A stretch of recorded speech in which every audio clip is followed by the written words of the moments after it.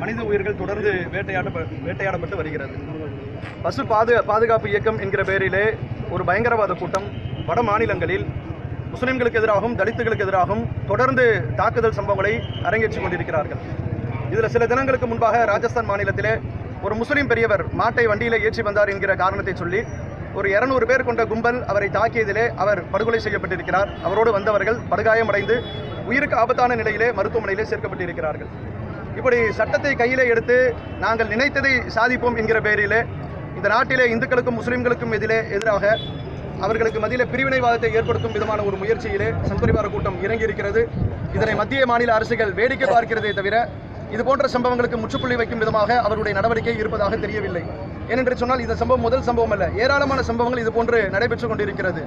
இந்த சம்பவங்களை வன்மையாக கண்டிப்பதற்காக தமிழ்நாடு தௌஹீத் ஜமாத் தமிழகம் முழுவதிலுமாக போராட்டத்தை நாங்கள் நடத்தி கொண்டிருக்கிறோம். அதன் ஒரு பகுதியாக திருவாரூரிலே நாங்கள் போராட்டத்தை நடத்தி கொண்டிருக்கிறோம்.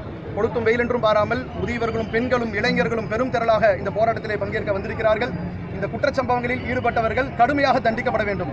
இனி எவன் ஒருவனுக்கும் இதுபோன்ற சட்டத்தை கையில் எடுப்பதற்கு துணிச்சல் வராத அளவிற்கு கடுமையான தண்டனை கொடுக்கப்பட வேண்டும். அதை நாங்கள் வலியுறுத்துவதற்காக இந்த போராட்டத்தை நாங்கள் நடத்தி கொண்டிருக்கிறோம். இனி ஒரு சம்பவம் இதுபோன்று நடக்கும் என்று சொன்னால் முஸ்லிம்கள் சட்டம் இனி எங்களுக்கு உதவி செய்யவில்லை என்று சொன்னால் எங்களை இறைவனுடைய உதவி கொண்டு நாங்கள் எங்களை தற்காத்துக் கொள்வதை நாங்கள் பிரகடனம் செய்வதற்காக இந்த போராட்டத்தை நடத்தி கொண்டிருக்கிறோம்.